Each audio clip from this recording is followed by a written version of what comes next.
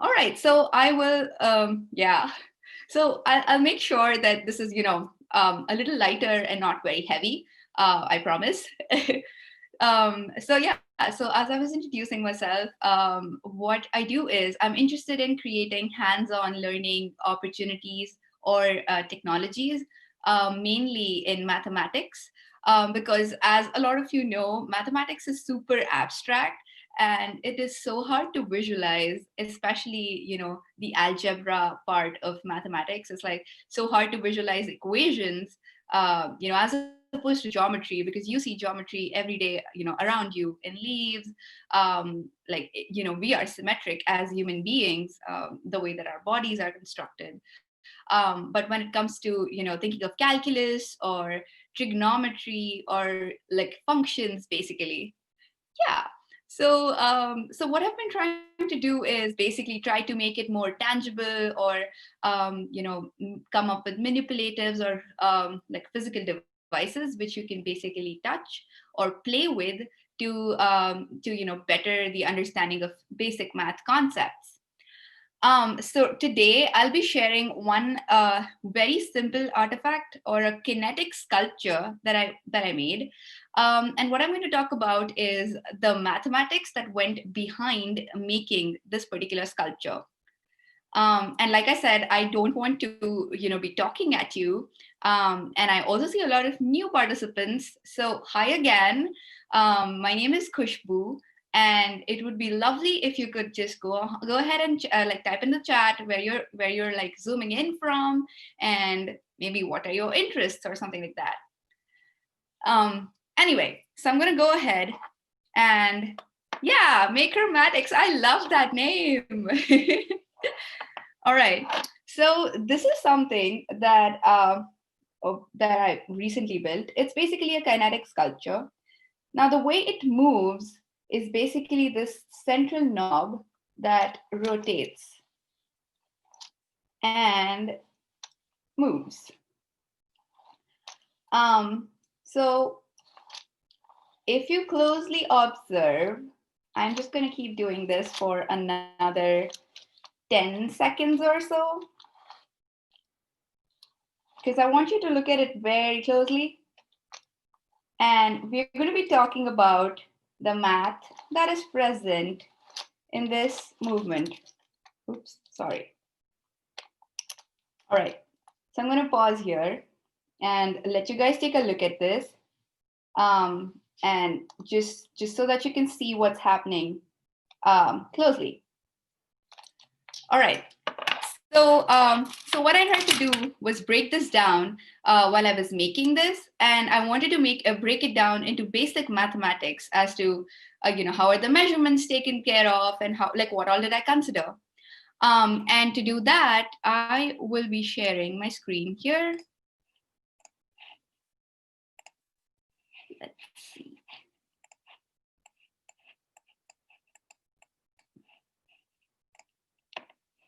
All right. So as you all saw, this particular movement. Now, what I want you all to look at is the baseboard. This is how it looks. These are the slots for the hexagon pieces to sort of go in a translation motion. And this was where the central piece was located, where it was being rotated. Now, what happened here, like while designing, what I did was, when I was designing the hexagonal pieces, I assumed a random dimension for the radius. So let's say I chose like 30 mm to be the radius of a circle.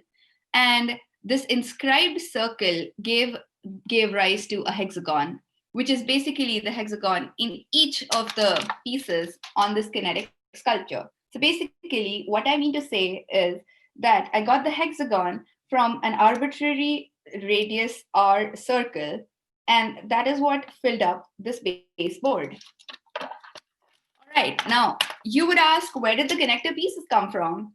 Now the connector piece, which is basically this Y-shaped piece, you can obtain it by joining every other vertex of the hexagon. As you can see, it's highlighted in yellow here.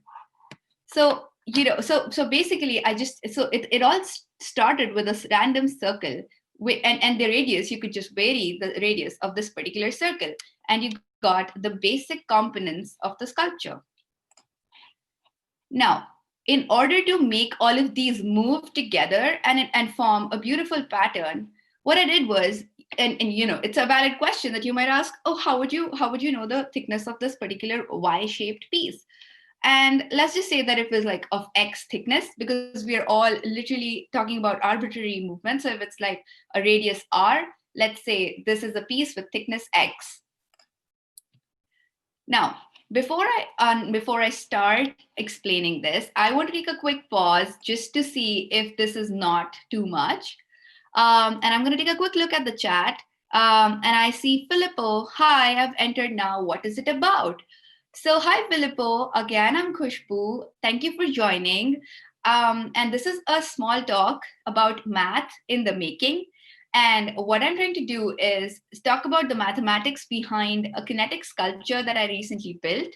And I want to talk about how mathematics can be made really evident in beautiful things or things in motion, or simply when you engage in maker practices. Yay, Jerry. That's super awesome. Awesome. So all of you all who've been listening to me so far, do you guys have any doubts?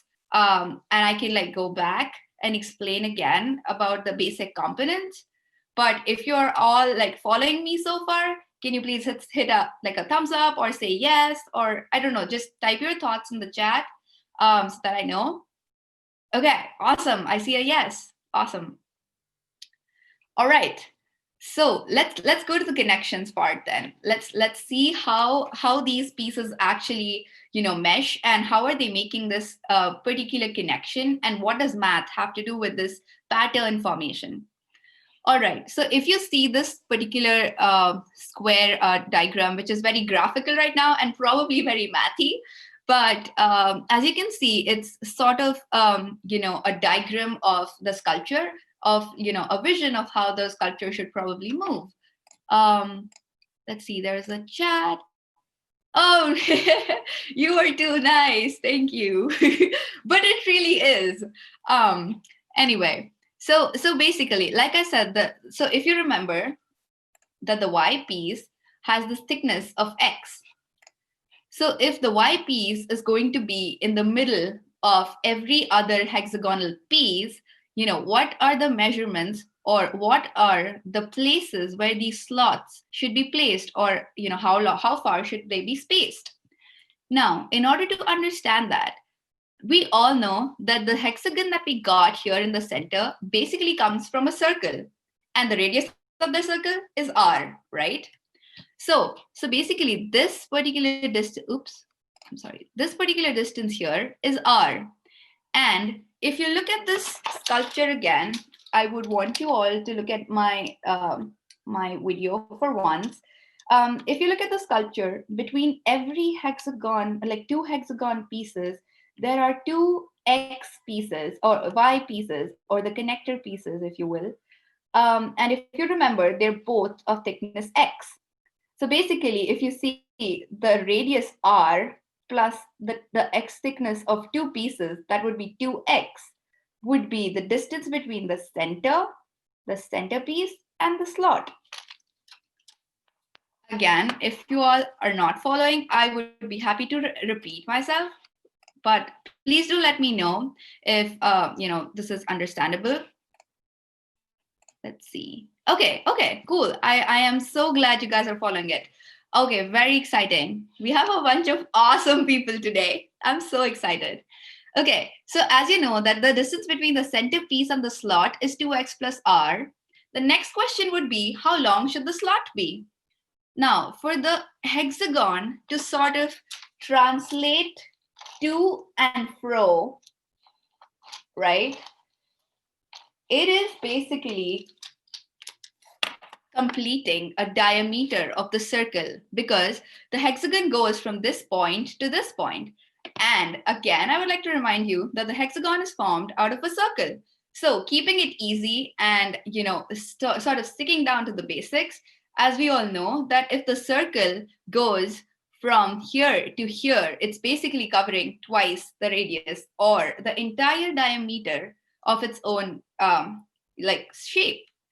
So that's why the length of the slot has to be 2r. And when I pieced all of them together here, this is what I got on my baseboard. And again, I would like you all to look at this again. If you see this rotation, it makes sense that it's 2r and that these pieces were 2x because this is x thickness and so is this. And then again, this hexagon comes from a circle of radius r. So right there was an example of how we could use basic math to sort of come up with complex mechanisms or how would you say pattern formation using just simple math. And yeah, that's kind of about it. Okay, so we have some questions here. Let's see. I guess it was quite hard to come up with these lengths. Did you come up with them by chance? That's a great question. So, like I said, I definitely kept it very arbitrary. And the way that I've put it by saying that radius is r and length, and then the thickness of the piece is x, I have literally kept it super arbitrary. So I would say that it was more of I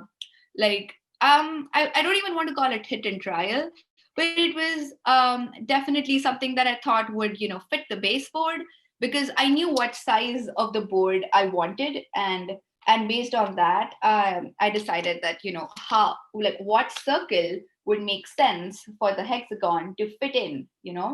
So definitely not by chance, but more arbitrarily, and I think it's more of like a freedom to the maker as to what size or what dimensions the maker wants to create their piece of art or movement or sculpture.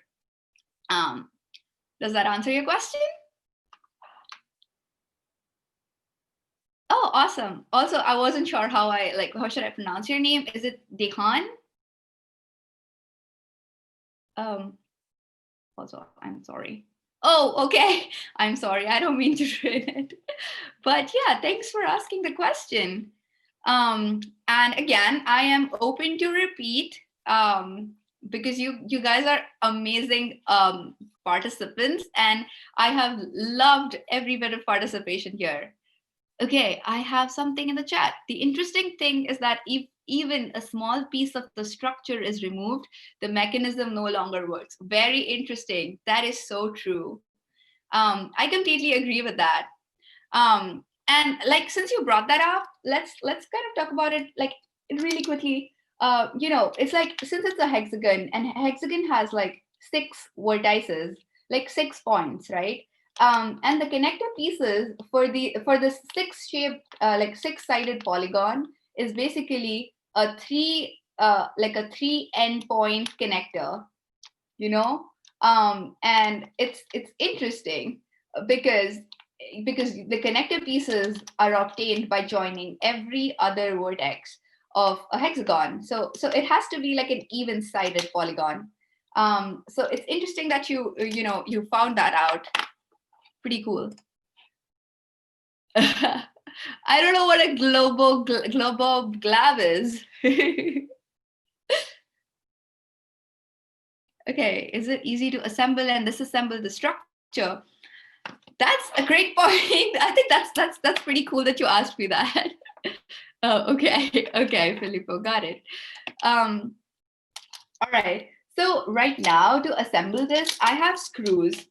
Nuts, and bolts, which and actually some washers or spacers, just to ensure that there is smooth movement. But because there are screws and there's small parts, it makes it hard to sort of disassemble it again and again. But I'm wondering if you wanted to give it a try using Legos. I think you can still make it work, and it'll be way easier. Do you want to give it a try? Do you want to make it? Okay, there's a question by Jerry. But if you want, the mechanism can reach an infinite amount. Totally. I think it can. Absolutely. Yeah, Jerry. And Filippo, is it made of wood, the base? Yeah, it's MDF, that's medium density fiber wood. Um, and it's this is all laser cut. It's completely laser cut made using a laser cutter. So I guess if you have an access to a laser cutter, it'll be pretty easy to make it. Um, and I am so excited to see that you all want to make it. That is super cool. And I think what would be exciting to see is what other shapes can you experiment it with, because that'll be really interesting to see. Um, okay, and the other upper parts of plastic, yeah, it's acrylic. That is acrylic. So yeah, it's plastic. Okay, yes, I would give it a try to print it and assemble it. The material you use for the shapes looks shiny. Nice choice. Thank you. It is literally scrap pieces. So I'm glad I found the colors in the particular shapes, and for these sizes. But you know what? Since you guys like the pattern and the mechanism, and since Christmas is around the corner, if you guys want to experiment with the dimensions, you guys could shrink it down to a small size and basically gift it to your loved ones, because it can be like a super fidget toy. You can keep on doing this forever. So I guess it'll make for a good Christmas present. Let's see, Jerry. Can it be done with a resin 3D printer? I think so. I definitely think, like, if you could design these parts, and get them 3D printed and then probably assemble it. I think on a 3D printer, if you designed it in a way that you had those pieces which would just sit in, like with the negative and positive, so that like the connector pieces could sit on the hexagon. I think you could reduce, the use of screws or other joineries.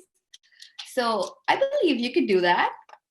Yes, you should try it. And if you want, you can like totally share it with me. I would be super, super excited to see your creations. Okay, it can be modified to look like a real molecule or substance. Definitely. Are you interested in chemistry? Because it's exciting, because I never thought of it as a molecule, but it definitely looks like one. Okay, Filippo, what low budget printer would you advise me? I think so. All right, low budget. Are you talking about a 3D printer? When you say a budget printer, or are you talking about a laser cutter? Okay, so if it's a 3D printer, I think I think flash forges are really good. And they do have, hobbyist 3D printers available. So you could try Flash Forge. That's what I usually go for. But I wonder if the finish really matters, because these are really basic pieces, and you wouldn't need like a lot of high quality printers, honestly. All right, you have shared something, I see. And let me see what Jerry is saying. I think I customize it with some special things for you. Should, and I would be so excited to see that. Please make sure to share it with me. Um, Let me see, Jerry. I am going to try and open this up, the link that you've shared, just to see what it is. Oh yeah, it's an open source printer. Do you have this yet, or is it yet to be delivered?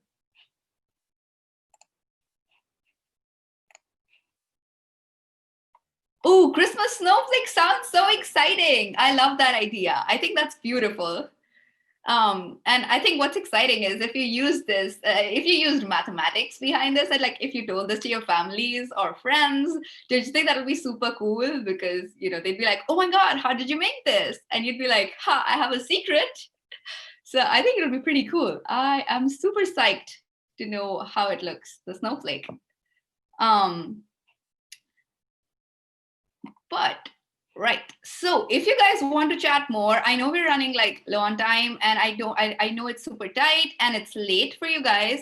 But as I said, I would be super open to chat more about some other projects that I've been working on, or if you want to talk more in the future about just making in general, because we're all makers and we love making. And I think it'll be marvelous to connect with makers around the world, which is a great opportunity via the Maker Faire, and I'm so excited. What I'm going to do is drop my email ID here in the chat so that you guys can reach out to me anytime. Let's see if that's right. All right. Okay, other projects. Do you have something to help me understanding calculus? Well, I am working on something that helps understand functions and algebraic functions, which will be out soon. So I really want to build something for calculus, honestly, but I haven't gotten started. But that is definitely on the list, and I can keep you posted about that for sure. So Jerry, you say you owe the one that was sent in the link. I think it's a great start, and I think it'll work for this particular project at least. So you should totally give it a try. And I would love that you would share it with me. I would love to, absolute, and I so wish it is in person, so that I get to see all of you all in person. Because if this would have been at the actual fair, I wanted to build like a bigger version of this sculpture so that all of you could like come and play with it, like something as big as a wall or something like that. Don't you think that would be exciting?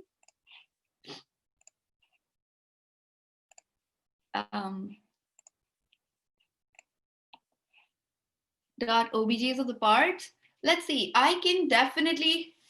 Thank you, Eliana. That's exciting. I can share, if you want, I can share share the DXF files with you, Filippo. If you want to hit me up on my email address, I will happily send you the DXF files and you can totally give it a try. Thank you, Lucilla. This was awesome. Thank you for attending. Also, Jerry, could you translate that for me? I am sorry. I don't understand Italian. I wish I could. I really love learning new languages.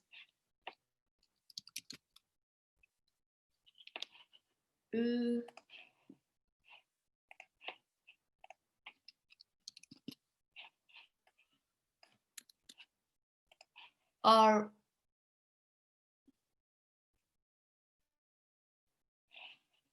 hello?